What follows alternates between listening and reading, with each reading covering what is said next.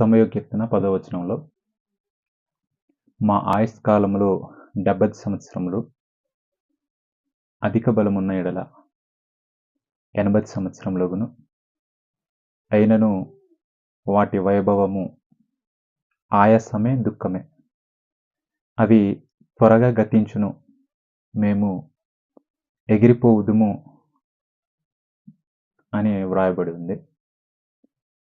ఈ యొక్క సమయమందు ఒక ప్రత్యేకమైనటువంటి అంశంను బట్టి చదువుదాం. జీవితం చిన్నది, నిజం తెలుసుకో అనే ఒక అంశంతో మనం చదువుతాం.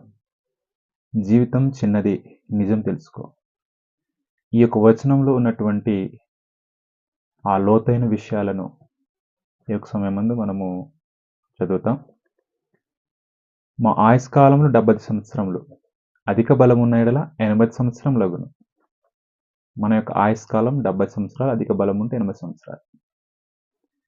ఈ యొక్క వచనాన్ని బేస్ చేసుకుని మనము అంశంతో చదువుతున్నాం. జీవితం చిన్నది, నిజం తెలుసుకో. మన యొక్క జీవితం ఎంత చిన్నది, మనం తెలుసుకోవాల్సినటువంటి నిజాలేంటి, ఆ యొక్క సంగతులను సమయం చదువుతాం. మొదటి పాయింట్, జీవితం ఎంత చిన్నదో గ్రహించాలి. మన యొక్క జీవితం ఎంత చిన్నదో గ్రహించాలి. మోషే ఈ కీర్తనలో మనిషి యొక్క జీవితాన్ని ఒక చిన్న కాలంగా చూపించాడు. మోషే మనిషి యొక్క జీవితాన్ని ఒక చిన్న కాలంగా చూపించాడు. ఆ చిన్న కాలం ఎంతనంటే 70 సంవత్సరాలు, అధిక బలమున్న ఎడల 80 సంవత్సరాలు. అవి మనకు పెద్దగా అనిపించిన నిత్యత్వంతో పోలిస్తే అది ఒక క్షణం లాంటిది. మన యొక్క జీవితం అన్నది 70-80 సంవత్సరాలు పెద్దగా ఉన్నా నిత్యత్వంతో పోల్చుకుంటే, శాశ్వతంగా జీవించే జీవితంతో పోల్చుకుంటే అది ఒక క్షణం లాంటిది. మనము చిన్నప్పుడు పెద్దవాళ్ళు అవ్వాలని అనిపిస్తుంది. చిన్నప్పుడు పెద్దవాళ్ళం అవ్వాలని మనం అనుకుంటూ ఉంటాం. పెద్దయ్యాక కాలం ఎంత వేగంగా పోయిందో ఆశ్చర్యపోతూ ఉంటాం. మనము నేర్చుకోవాల్సినటువంటి సత్యం, మనం నేర్చుకోవాల్సినటువంటి లేదా తెలుసుకోవాల్సినటువంటి సత్యం ఏది అంటే, జీవితం అనేది తాత్కాలికం, శాశ్వతం కాదు అనే ఒక విషయాన్ని మనం తెలుసుకోవాలి. నెంబర్ 2, రెండో పాయింట్, జీవితంలో కష్టం, బాధలు వస్తాయి. జీవితంలో కష్టాలు, బాధలు అన్నది తప్పవు అని మనకు గ్రంథం తెలియజేసింది. ఈ వాక్యంలో స్పష్టంగా మనము చదువుకున్నాం. స్పష్టంగా ఈ వాక్యం చెప్తుంది ఏమిటంటే, ఈ 70-80 సంవత్సరాలు కూడా ఆయాసమే, దుఃఖమే అని రాయబడింది. ఆయాసమే, దుఃఖమే, శ్రమయు దుఃఖము అన్నది ఈ యొక్క కాలంలో ఉంటుంది అనే ఒక విషయాన్ని మనకు గ్రంథం తెలియజేస్తుంది. మీరు చాలా జాగ్రత్తగా గమనించండి. మనకు ధనమున్న సమస్యలు ఉంటాయి, సంబంధాలు ఉన్న బాధలు ఉంటాయి, ఆరోగ్యం ఉన్న భయాలు అనేది ఉంటుంది. కాబట్టి జీవితంలో కష్టము, బాధలు అనేది తప్పవు, ఏ పరిస్థితిలోనూ తప్పవు. నీకు ధనమున్నప్పుడు సమస్యలు ఉంటాయి, సంబంధాలు ఉన్నప్పుడు బాధలు అనేది ఉంటాయి, ఆరోగ్యం ఉన్నప్పుడు భయాలు అనేది ఉంటుంది. కాబట్టి వీటి ద్వారా మనము నేర్చుకోవాల్సినటువంటి సత్యము, గ్రహించుకోవాల్సినటువంటి నిజం ఏమిటంటే, ఈ లోకము సంపూర్ణ సంతోషాన్ని ఇవ్వలేదు అనే విషయాన్ని మనం గ్రహించాలి. నెంబర్ 3, కాలం చాలా వేగంగా గడుస్తుంది. ఈ యొక్క వాక్యంలో అవి త్వరగా గడిచిపోవును అనే ఒక మాటను మనం చదువుకున్నాం. కాబట్టి మనం ఇందులో గ్రహించవలసింది ఏమిటంటే, నిన్నటి సంఘటనలు, నిన్న జరిగిన సంఘటనలు ఈరోజు జ్ఞాపకాలు. ఈరోజు నీకు ఎలాగో అవి వర్తిస్తాయంటే జ్ఞాపకాలుగానే వర్తిస్తాయి. నిన్నటి సంఘటనలు ఈరోజు జ్ఞాపకాలు. ఈరోజు జీవితం, ఈరోజు జీవితం రేపు నీకు గతమవుతుంది. రేపటికి నీకు గతమవుతుంది. మనము కాలాన్ని ఆపలేము. కానీ దాన్ని ఎలా ఉపయోగించాలో, ఎలా ఉపయోగించాలో నిర్ణయాలు చేసుకోగలం. నిర్ణయించగలము. ఏం చేయాలో, ఏం చేయకూడదో నిర్ణయించగలం. ఇందులో మనం గ్రహించవలసినటువంటి విషయం ఏమిటంటే, కాలం అన్నది చాలా వేగంగా గడుస్తుంది. ఆ గడుస్తున్నటువంటి ఒక కాలం, నిన్నటిది నీకు ఈరోజు జ్ఞాపకాలు అవుతాయి. ఈరోజు జీవితము రేపు గతం అవుతుంది. కాబట్టి మనము కాలాన్ని ఆపలేము, కానీ దాన్ని ఎలా ఉపయోగించుకోవాలో నిర్ణయించగలం. నెంబర్ 4, నిజం తెలుసుకోవాలి. మనం ఎందుకు బ్రతుకుతున్నాము అనేటటువంటి నిజం తెలుసుకోవాలి.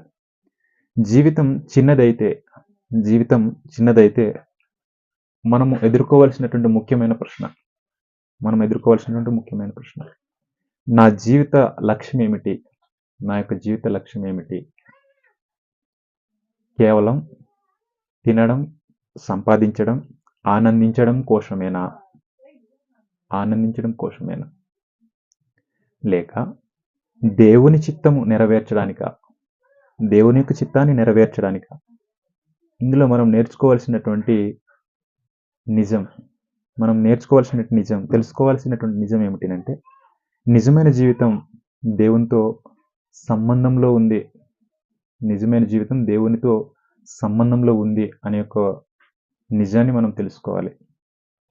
నెంబర్ 5, జ్ఞానంగా జీవించాలి.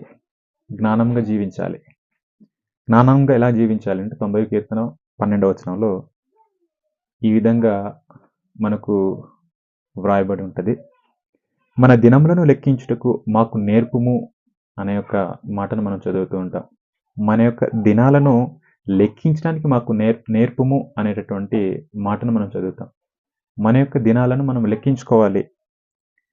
లెక్కించుకుంటే అప్పుడు జ్ఞాన హృదయమును పొందుదుము అనే ఒక మాట ఉంది. కాబట్టి మనము జ్ఞానంగా జీవించాలి అంటే ప్రతిరోజు విలువైనది.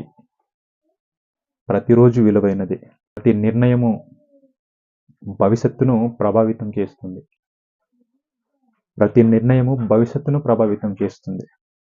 జ్ఞానంగా జీవించడం అంటే దేవుని మార్గంలో నడవడం.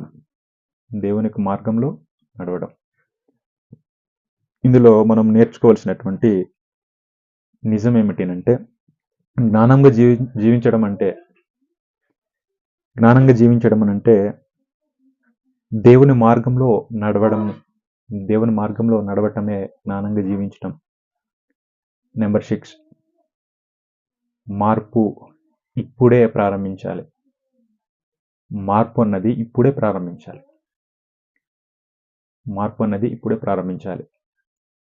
తర్వాత చూస్తానులే అనేసి నువ్వు అలాగ అంటుంటే ప్రమాదకరమైన స్థితిలో ఉన్నావు.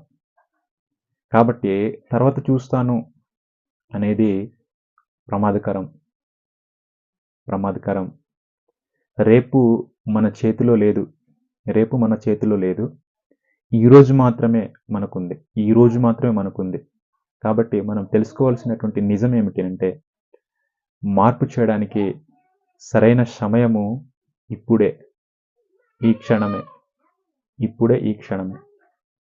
కాబట్టి జీవితం చిన్నది, కాలం వేగంగా పోతుంది. ఈ లోకము సంపూర్ణ సంతోషాన్ని ఇవ్వదు అనేటటువంటి నిజాన్ని తెలుసుకోవాలి. అయితే నిజమేమిటంటే, దేవుని తెలుసుకోవడం, ఆయనతో నడవడం, అదే నిత్యమైనది, అదే శాశ్వతమైనది. కాబట్టి ప్రతి ఒక్క వ్యక్తి కూడా తాను ఆలోచించుకోవాల్సినటువంటి ప్రశ్న ఏదైనా ఉందనంటే, నేను నా జీవితాన్ని ఎలా ఉపయోగిస్తున్నాను? నా యొక్క జీవితాన్ని ఎలా ఉపయోగిస్తున్నాను? నేను శాశ్వతమైన విషయాలపై దృష్టి చూపుతున్నానా? దృష్టి పెడుతున్నానా? నేను నిజంగా దేవుడిని తెలుసుకున్నానా? ఈ యొక్క విషయాలను మనము ఆలోచించినట్లయితే జీవితం చిన్నది. ప్రతి వ్యక్తి కూడా తెలుసుకోవాల్సినటువంటి నిజాన్ని తెలుసుకొని, తమ యొక్క జీవితాలను క్రమపరుచుకొని దేవునిలో నడవాలని మీ అందరికీ మనస్ఫూర్తిగా కోరుతూ ఉన్నాను.